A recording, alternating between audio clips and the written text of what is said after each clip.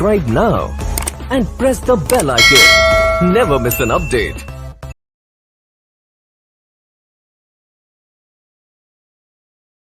Exchange rate सारा एक सारा हमने पढ़ लिया, तो ये एक्सचेंज रेट आप देख लीजिएगा, ठीक है जी। और एक्सचेंज रेट से नेक्स्ट टॉपिक हमारा है टाइप्स ऑफ एक्सचेंज रेट, ठीक है। एक्सचेंज रेट दो तरह का है, जिस तरह मार्केट प्राइस दो तरह की है। मुझे पता है मार्केट में प्राइस सेट कौन करता है? प्रोड्यूसर कंज्यूमर, यानी कि डिमांड और सप्लाई से प्राइस तय होती है। इस तरह याद रखना, एक्सचेंज रेट कैसे सेट होगा? डिमांड फॉर रुपी से और सप्लाई फॉर रुपी से। क्लियर हो गया? जो exchange rate without intervention of government freely demand और सप्लाई से सेट होता है उसको फ्लेक्सिबल या फ्लोटिंग एक्सचेंज रेट कहते हैं। और जिस तरह मार्केट में आके government regulated price, fix price तय कर देती है, मैक्सिमम प्राइस, मिनिमम प्राइस, इसी तरह सेंट्रल बैंक एक्सचेंज रेट में आके एक एक्सचेंज रेट फिक्स कर देगा। वो मर्जी है डेप्रिसिएशन पर फिक्स कर दे, मर्जी है वो एप्रिसिएशन पर फिक्स कर दे, यानी कि वो ये कह दे फिक्स एक्सचेंज रेट सिस्टम है कि आज के बाद $1 120 रुपीज का। अब एक्चुअल सप्लाई डिमांड कम होती रहे, कोई फर्क नहीं पड़ेगा, क्योंकि सेंट्रल बैंक ने एक्सचेंज रेट फिक्स कर दे। क्यों किया? उसके कुछ ऑब्जेक्टिव्स थे। जैसे ही ऑब्जेक्टिव्स अचीव हो जाएंगे, फौरन से ये फिक्स सिस्टम उठा लिया जाएगा, क्योंकि फिक्स सिस्टम एक नेचुरल सिस्टम नहीं है। नेचुरल सिस्टम ये है कि मार्केट अपनी मर्जी से डिमांड और सप्लाई के अकॉर्डिंग चले। और मार्केट में अगर फ्लेक्सिबल सिस्टम है तो अगर मार्केट में कभी रिवैल्यूएशन या डिवैल्यूएशन होती है, मार्केट ऑटोमेटिकली अपने आप को एडजस्ट करके इक्विलिब्रियम रेट पर ले आती है, ठीक है। इसलिए जो नेचुरल प्रोसेस एक्सचेंज रेट का वो फ्लेक्सिबल या फ्लोटिंग एक्सचेंज रेट है। फिक्स क्यों करते हैं? अब तक कुछ मकसद पूरे करने के लिए। नंबर 1, फ्लेक्सिबल फ्लोटिंग, ये डिमांड और सप्लाई ऑफ द करेंसी के साथ सेट होगा। फायदा क्या? पहला फायदा, avoid the need for government intervention in the foreign exchange market. हम कहते हैं गवर्नमेंट एक्सचेंज रेट डिमांड और सप्लाई से चल रही है, तुम्हें मार्केट में आने की जरूरत नहीं है। गवर्नमेंट कैन कंसंट्रेट, हमने कहा गवर्नमेंट तुम अपने इंटरनल मैटर्स को रिजॉल्व करो, तुम अनएम्प्लॉयमेंट के ऊपर फोकस करो, इकोनॉमिक ग्रोथ के ऊपर फोकस करो, इन्फ्लेशन को कंट्रोल करने के ऊपर फोकस करो, अपने इंटरनल मामलात को बेहतर करने की कोशिश करो। तीसरा, government do not have to spend और even hold foreign currency reserve. Government को फॉरेन करेंसीज को होल्ड करने की जरूरत नहीं है। हमने कहा गवर्नमेंट तुम्हें मार्केट में एक्सचेंज रेट में आने की जरूरत नहीं है, क्योंकि एक्सचेंज रेट ऑटोमेटिकली चल रहा है। डेफिसिट और surplus in balance of payment is automatically corrected, या यहां पे लिख लें डेफिसिट और surplus in exchange rate is automatically corrected. तो जो एक्सचेंज रेट डेफिसिट होगा, सरप्लस होगा, ये फ्लेक्सिबल सिस्टम में ऑटोमेटिकली डिसइक्विलिब्रियम से इक्विलिब्रियम पर आ जाएगा।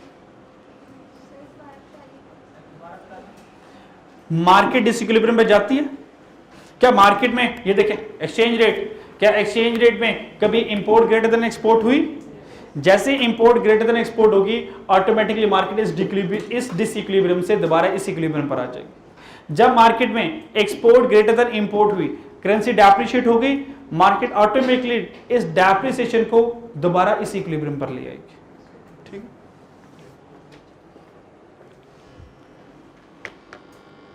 नेक्स्ट हमारे पास fix exchange rate system.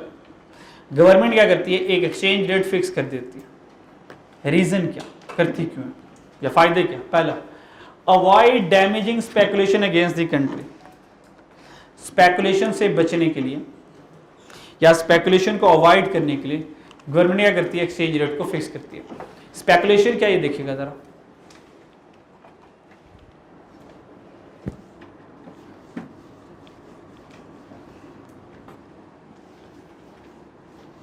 For example, political instability की वजह से या इकोनॉमिक कंडीशन वीक की वजह से या कोई भी रीज़न हो सकती है, हमें ये एक्सपेक्टेड है हमारी करेंसी डिवैल्यू होने वाली है, हमारी करेंसी डेप्रिशिएट होने वाली है। अब जो ट्रेडर होगा, इन्वेस्टर होगा, या जो एक अमीर बंदा होगा, वो क्या करेगा? इससे फायदा उठाएगा। इससे क्या करेगा? फायदा उठाएगा। मिसाल के तौर पर एक बंदे के पास रुपीस 10 मिलियन है, उसके पास 10 बिलियन रुपीस है, और इस वक्त एक्सचेंज रेट में रुपीस 100 है। उसको पता है करेंसी डिवैल्यू होने वाली है। वो क्या करेगा, फौरन से बैंक मैनेजर को कॉल करेगा और वो कहेगा कि मेरे अकाउंट में 10 मिलियन रुपीस पड़े हुए हैं, आप क्या करें, इसको फ़ौरन से मेरे डॉलर अकाउंट में कन्वर्ट कर दें, फ़ौरन से पाक रुपये को कन्वर्ट कर दें डॉलर में। वो क्या करेगा, फ़ौरन से इसको डॉलर अकाउंट में कन्वर्ट कर देगा। तो इस 10 मिलियन रुपीस के बदले में कितने डॉलर मिलने वाले हैं, 1 लाख डॉलर मिलने वाला है। ऐसे ही है, इसको 100 से डिवाइड कर दो, 1 लाख डॉलर आ गया। हुआ ये वाकई, करेंसी डेप्रिशिएट करना शुरू कर दी। करेंसी डेप्रिशिएट होके 110, 120, 130, 150 पे जा पहुंची, और मान ले कि 150 तक पहुंचते पहुंचते कम से कम साल लग गया, या 6 माह 10 माह लग गए, कोई भी साल लग गया मिसाल की तरफ। अब कंफर्म हो गया, ठीक है यार, हमें पता हर एक चीज़ की हद होती है। जब करेंसी मैक्सिमम डेप्रिशिएट होती रहेगी, एट द एंड करेंसी ने स्ट्रॉन्ग होना होता है, वहाँ से वापस आना होता है। तो हमें पता चल गया मैक्सिमम करेंसी ने डिवैल्यू 150 तक होना है, इसके बाद करेंसी अब स्ट्रॉन्ग होना शुरू हो जाएगी। हमने फ़ौरन से उस बैंक मैनेजर को कॉल की, हमने कहा हमारे डॉलर अकाउंट को, मुझे पता मुझे फ़ायदा नहीं होना, डॉलर अकाउंट को कन्वर्ट कर दो पाक रुपये में। तो उस दिन का पाक रुपये का एक्सचेंज क्या है, 150। तो उसके पास कितने पैसे आ गए, 15 मिलियन रुपीस आ गए। कितने आ गए, इसका मतलब उसने कोई एफर्ट की, उसने सिर्फ कॉल ही की और चंद पैसों में उसने 1 साल के अंदर कितने पैसे कमा लिए, 5 मिलियन रुपीस कमा लिए उसने। This is this speculation, this is this speculation. Clear हो गया। और याद रखिएगा एक बात अब बताने वाला, डॉलर्स जितने सेंट्रल बैंक के पास होंगे उतनी हमारी करेंसी और हमारा मुल्क स्ट्रांग होगा। डॉलर्स जितने अवाम के पास होंगे उतना हमारी करेंसी और हमारा मुल्क कमज़ोर हो जाएगा। क्योंकि जब हमारी करेंसी गिर रही थी ना, ये वो लोग हैं जिन्होंने अपने मुफाद की खातिर, हमारी करेंसी डिवैल्यू हो रही है, हमारा मुल्क कमज़ोर है तो डिवैल्यू हो रही है ना। जब हमारी करेंसी डिवैल्यू हो रही थी तो ये वो हजरात थे जिन्होंने ऐड फ्यूल टू फायर किया। हमारी करेंसी कमजोर हो रही थी, इन्होंने क्या किया, फर्दर डॉलर की डिमांड की, हमारी करेंसी और स्पीड से डिवैल्यू होना शुरू हो गई। यानी कि इन्होंने वही काम किया, हमारी इकोनॉमी जख्मी थी, इन हजरात ने आके इकोनॉमी में छुरा घोंप दिया।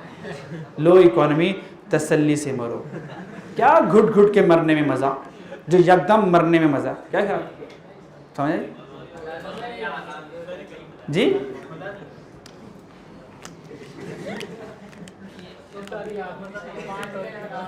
जी सिर्फ मेरा मकसद था स्पेकुलेशन और कंसेप्ट समझाना। स्पेकुलेशन समझ लगी, बाकी खामोश हो जाए शाबाश। Next, promote free trade. देखें, जब गवर्नमेंट को पता है कि स्पेकुलेशन होनी है, गवर्नमेंट क्या करेगी, गवर्नमेंट को पता है एक्चुअल मेरा सफ़र 150 तक है, गवर्नमेंट क्या करेगा 110 के ऊपर करेंसी फिक्स कर देगा, अब स्पेकुलेशन कोई नहीं कर पाएगा। और लोग स्पेकुलेशन 110 से एक्सचेंज रेट हिलना ही नहीं है, तो स्पेकुलेशन को तोड़ने के लिए गवर्नमेंट फिक्स कर देती है एक्सचेंज रेट।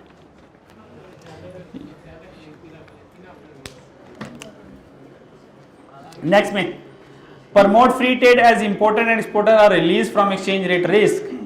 समटाइम ना इंपोर्टर चीज़ मंगवाता है 100 के रेट से, वो कहता है कि यार हफ्ते बाद पेमेंट कर दूंगा, हफ्ते बाद एक्सचेंज पहुंच जाता है 105 पे, तो 1 वीक पेमेंट डिले करने से जो हमारा इंपोर्टर होता है उसको मिलियंस ऑफ रुपीज़ का नुकसान हो जाता है। ठीक है, तो इस तरह एक्सपोर्टर के साथ भी ऐसा होता है, उसको भी कभी कम पैसे कम आ रहे होते हैं, कभी ज़्यादा आ रहे होते हैं। तो इस रिस्क से अवॉइड करने के लिए गवर्नमेंट क्या करती है, फिक्स कर देती है कि एक्सपोर्टर के लिए आपने चाइना से एक्सपोर्ट करना है जो भी एक्सचेंज रेट होगा आपने उसको फॉलो नहीं करना, इस फिक्स के अकॉर्डिंग आप करोगे। थर्ड में forces government to follow responsible economic policies at home because excess aggregate demand and inflation would make it very difficult to support the currency in the long term। हम क्या करते हैं, exchange rate के fluctuation होने से कभी currency devalue हो जाती है। अब डिवैल्यूएशन होने से, एक्सपोर्ट ज़्यादा होने से एग्रीगेट डिमांड ज़्यादा हो जाती है, तो इकोनॉमिक कंडीशंस बदलती जा रही होती है करेंसी के डेप्रिशिएट और एप्रिशिएट होने से। अगर हम फिक्स कर देंगे ना करेंसी ने अप्रिशिएट होना है ना डेप्रिशिएट होना है, तो जो हम सोच रहे होंगे पॉलिसीज अचीव करना वो अचीव कर रहे होंगे। दिस इज जी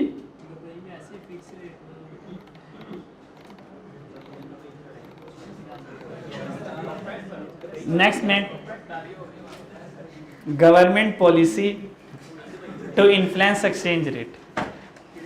गवर्नमेंट क्यों इन्फ्लुएंस करेगा एक्सचेंज रेट में आने का?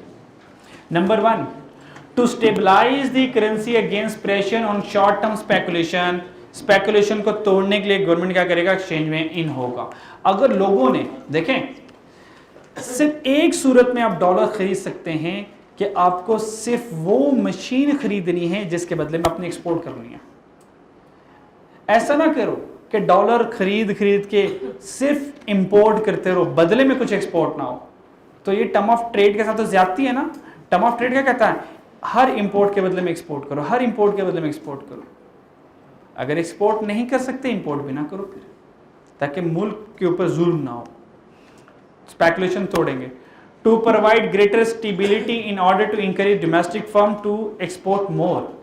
हम ज्यादा एक्सपोर्ट हो जाए, हमारी एक्सपोर्ट बेहतर हो जाए, मैं फिक्स एक्सचेंज रेट करूंगा डिवैल्यूएशन पर, ताकि एक्सपोर्टर को फायदा हो पहुंचे। To stimulate demand for export to reduce import. मैं एक्सपोर्ट और इंपोर्ट को बढ़ाने के लिए क्या करूंगा, गवर्नमेंट को या सेंट्रल बैंक को एक्सचेंज रेट में आना पड़ता है।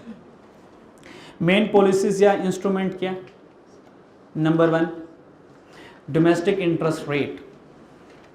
मैं कैसे अपने एक्सचेंज को बेहतर कर सकता हूं, बैलेंस ऑफ पेमेंट को बेहतर कर सकता हूं एक्सचेंज रेट के जरिए। डोमेस्टिक इंटरेस्ट रेट, हम अपने लोकल इंटरेस्ट रेट बढ़ा देंगे। जब हम लोकल इंटरेस्ट रेट बढ़ाएंगे तो फॉरेनर क्या करेगा, हमसे स्पेकुलेट, यानी कि वो हमारे फंड्स में इन्वेस्ट करना चाहेगा।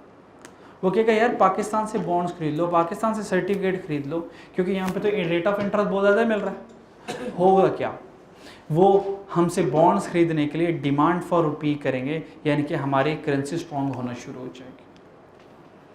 इंटरवेंशन परचेजिंग और selling currency by central bank. Central bank क्या करेगा, पाक रुपये को सेल करके और बाय करके अपना एक्सचेंज रेट क्या करेगा, स्ट्रॉन्ग करेगा।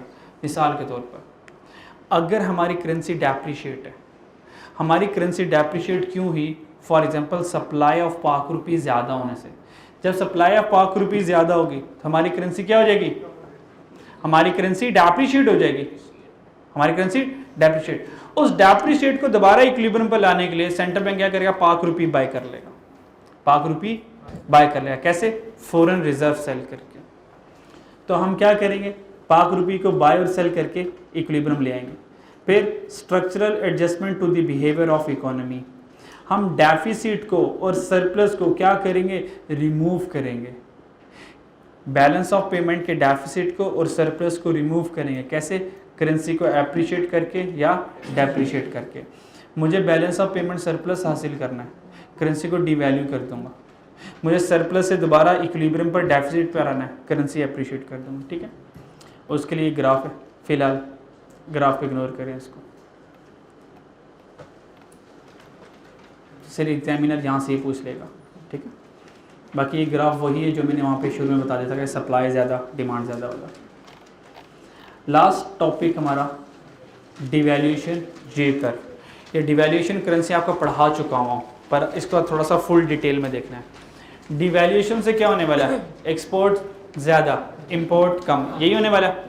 अच्छा, ये जर्नल है, अब हम इसको थोड़ा और स्पेसिफिक पढ़ने वाले हैं। ऐसा ज़रूरी नहीं ऐसा हो। आप देखें डिवैल्यूएशन से होता क्या। डिवैल्यूएशन क्या है, डिवैल्यूएशन से हमारी एक्सपोर्ट सस्ती और इंपोर्ट एक्सपेंसिव, यानी कि डिवैल्यूएशन से एक्सपोर्ट ज्यादा, इंपोर्ट कम, ऐसी है। अब आए जरा यहां पे, जरा ये डायग्राम देख रहे हैं। इस वक्त ये बैलेंस ऑफ पेमेंट डायग्राम है, ये balance of payment surplus positive, यहां पे जीरो, यहां पे नेगेटिव। इसका मतलब मेरा ग्राफ यहां से स्टार्ट हो रहा है, तो यहां पे बैलेंस ऑफ पेमेंट डेफिसिट है। अगर मेरा बैलेंस ऑफ पेमेंट डेफिसिट है और मैं करेंसी को डीवैल्यू कर रहा हूं, तो डिवैल्यूएशन कहता है एक्सपोर्ट ज्यादा, इंपोर्ट कम। अगर डिवैल्यूएशन से एक्सपोर्ट ज्यादा हो रही है तो मुझे इस पॉइंट से ऊपर फ्लाइट करना चाहिए, क्या ख्याल है? हालांकि जैसे मैंने डिवैल्यूएशन की तो इस पॉइंट से ऊपर फ्लाइट करने की बजाय फर्दर डेफिसिट और हो गया। मेरी बात समझ आई? अब ये रीजन क्या कि डिवैल्यूएशन से तो एक्सपोर्ट ज्यादा होनी चाहिए और इंपोर्ट कम होनी चाहिए। हमने डिवैल्यूएशन की, फर्दर एक्सपोर्ट ज्यादा नहीं हुई बल्कि कम रही, इंपोर्ट फिर भी ज्यादा रही, further balance of payment deficit आया। तो हमने कहा याद रखिएगा, जब आप डिवैल्यूएशन करोगे तो आपको दो फेजेस का सामना करना पड़ेगा, एक यहां से लेके यहां तक शॉर्ट रन का और एक यहां से लेके ऊपर तक का लॉन्ग रन का। शॉर्ट रन में यहां से लेके यहां तक जब डिवैल्यूएशन से फर्दर डेफिसिट पे जाओगे तो याद रखना यहां पे इंपोर्ट और export, ED elasticity, demand for export import less than 1 का मतलब क्या होता है? इनइलास्टिक। शॉर्ट रन में डिमांड भी इनइलास्टिक, सॉरी शॉर्ट रन में इंपोर्ट भी इनइलास्टिक और एक्सपोर्ट भी इनइलास्टिक। इसका मतलब क्या? जब मैंने करेंसी डिवैल्यू की ना, मैं डेफिसिट पे क्यों था? क्योंकि इंपोर्ट ज्यादा थी, ऐसे ही है ना, और एक्सपोर्ट कम थी, तभी तो मैं डेफिसिट पे आया था। तो जब इंपोर्ट ज्यादा थी ना, हमें बिना वजह इंपोर्ट करने की आदत पड़ी हुई थी, और डेफिसिट में तो एक्सपोर्ट करने की आदत ही नहीं थी। इंडस्ट्रीज लिमिटेड चल रही थी, बड़ी सारी फैक्ट्रीज इंडस्ट्रीज वेली आइडल पड़ी हुई थी, बेकार पड़ी हुई थी। जब करेंसी डिवैल्यू की, रातों रात तो इंडस्ट्रीज चलना नहीं स्टार्ट हो जाएंगी? क्या ख्याल है कि हो जाएंगी? नहीं होगी। और जैसे करेंसी डिवैल्यू करूंगा, इंपोर्ट एक्सपेंसिव होगी, क्योंकि इंपोर्ट सब्स्टिट्यूशन ही हमारे मुल्क में नहीं है। क्या मैं इंपोर्ट छोड़ पाऊंगा? नहीं। तो जैसे डिवैल्यूएशन की, एक्सपेंसिव इंपोर्ट है, फिर भी मैं इंपोर्ट करूंगा, क्योंकि इंपोर्ट इनइलास्टिक है। क्यों? क्योंकि इंपोर्ट सब्स्टिट्यूशन मुल्क में नहीं है। ऑयल हर हाल में बाहर से आना है, रॉ मटेरियल हर हाल में बाहर से आना है। एक्सपोर्ट क्यों नहीं इंक्रीज हो रही?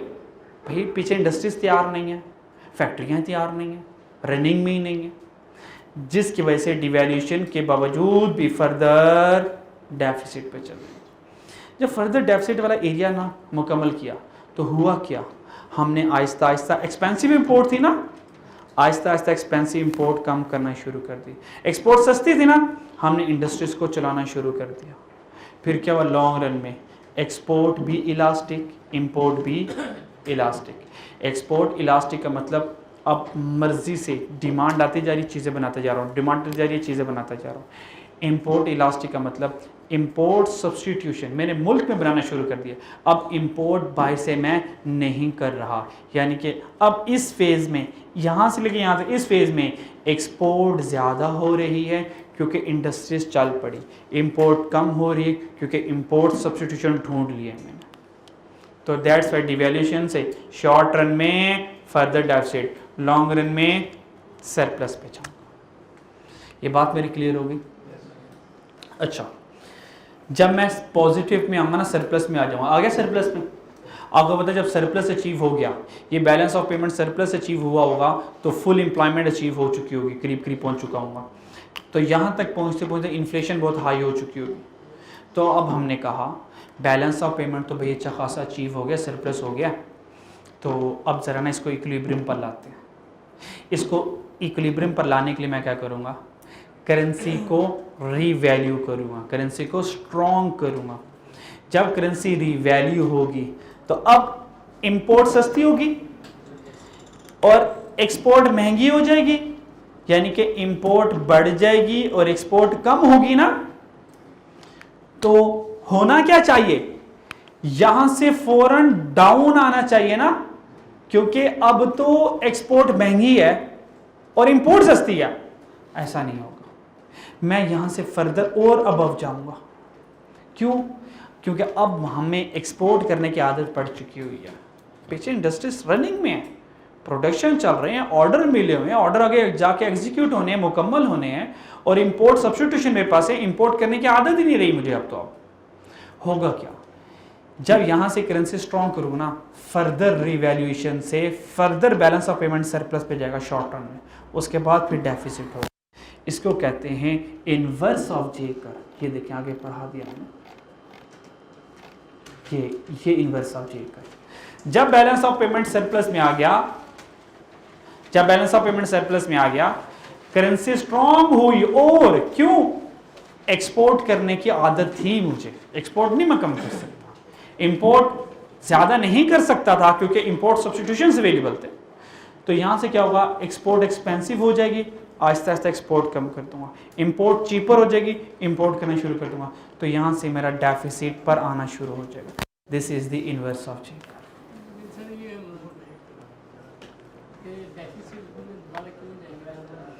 डेफिसिट पे क्यों जाएंगे, क्योंकि आपको पता है हमारी इकोनॉमी ना बिजनेस साइकिल पे चलती है। किस पे चलती है, बिजनेस साइकिल पे चलती है। फॉर एग्जांपल,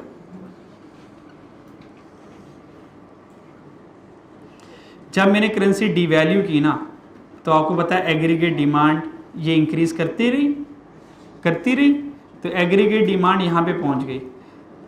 तब इससे ज्यादा तो नहीं मैं आगे जा सकता ना, यहां तक करीब करीब मल्टीप्लायर ने भी फेल हो जाना, एक्सीलेटर ने भी फेल हो जाना, इंडस्ट्रीज ने इन्वेस्टमेंट सब कुछ कम कर देना।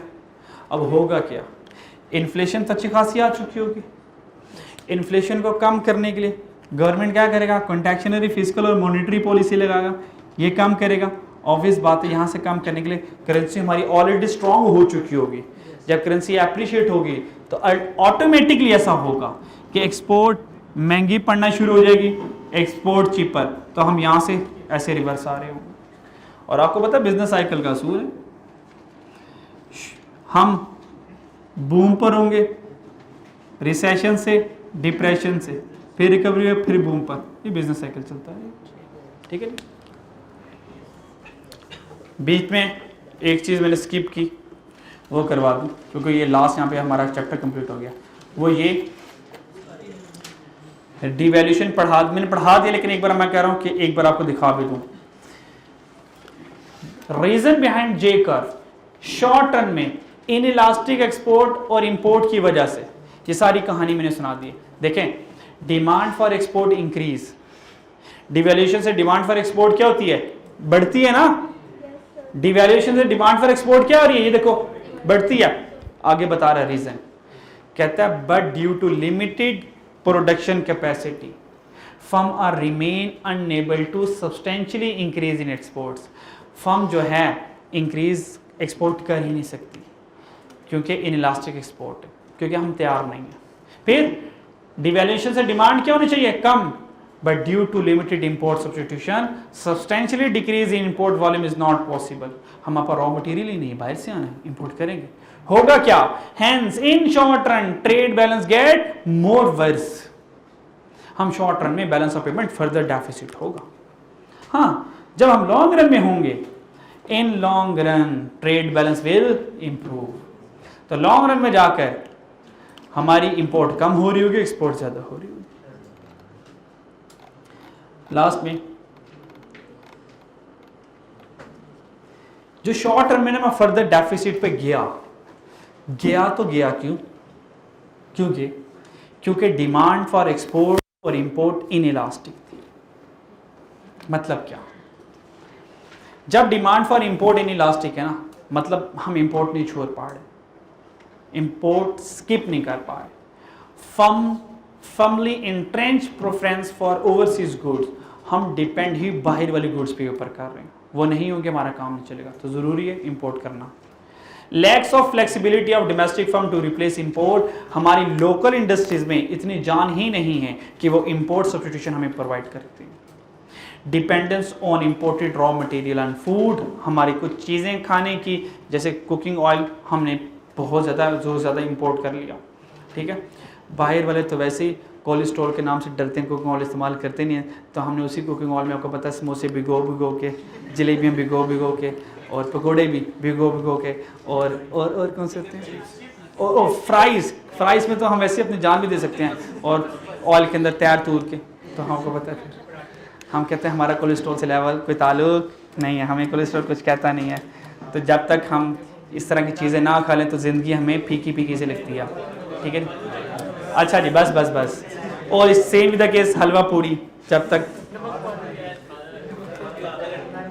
अच्छा जी, एक्सपोर्ट इन इलास्टिक क्यों है, क्यों हमारी एक्सपोर्ट क्यों नहीं इंक्रीज हो रही?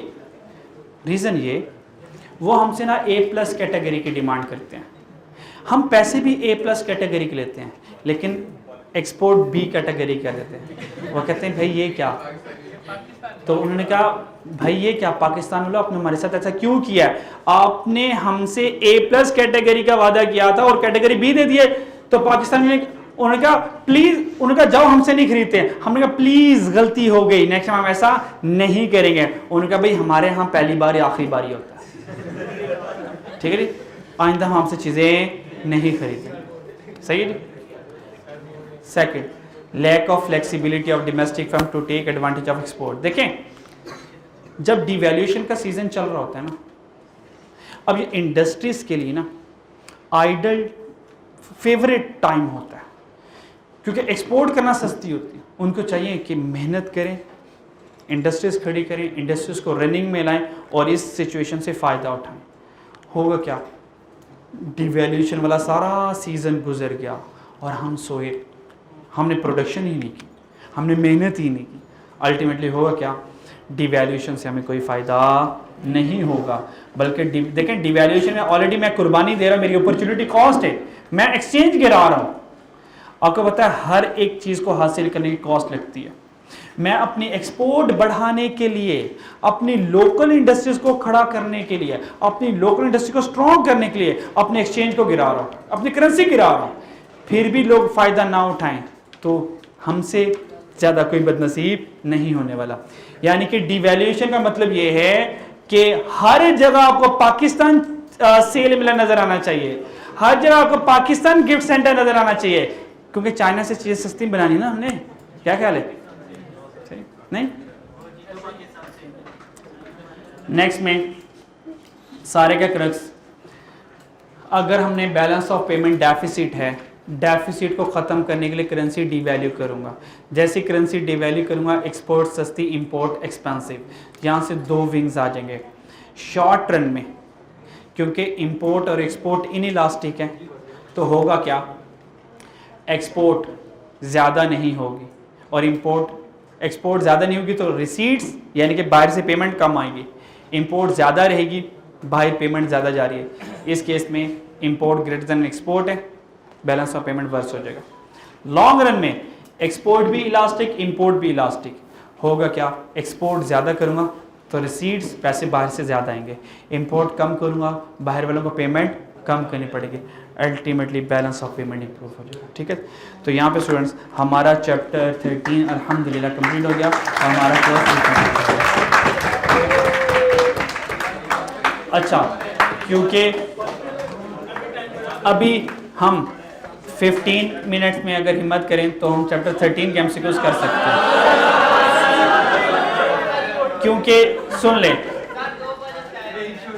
एक मेरी बात सुन लें, अगर भाई सुन लें, अगर आप ये चाहोगे ना कि हम कल कर लें, कल कर तो लेंगे, इशू नहीं है, लेकिन कल अगेन एक दिन में 3 चैप्टर के आप लोग एमसीक्यूज कर नहीं पाओगे मेरे से।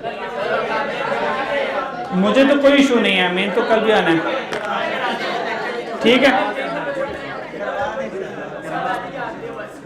चलें ठीक है, आज घर, क्योंकि आप लोगों ने चैप्टर 13 के एमसीक्यूज पढ़े भी नहीं है, चलें ठीक है। ये कहना चाह रहे थे ना, हमने किन किन चैप्टर के एमसीक्यूज डिस्कस अभी तक नहीं किए हैं? 10, 11, 12, 13। 9 के भी नहीं किए, हम ना रिवर्स चल जाएंगे, 13 से ऑनवर्ड हम जाते रहेंगे। लेकिन आप लोगों ने सारे तो पढ़े हुए हैं, कल स्पेशली 11 के पढ़ कर आइए और 13 के पढ़ कर आइएगा, ठीक है जी। अपना ख्याल रखिएगा, अल्लाह हाफिज़।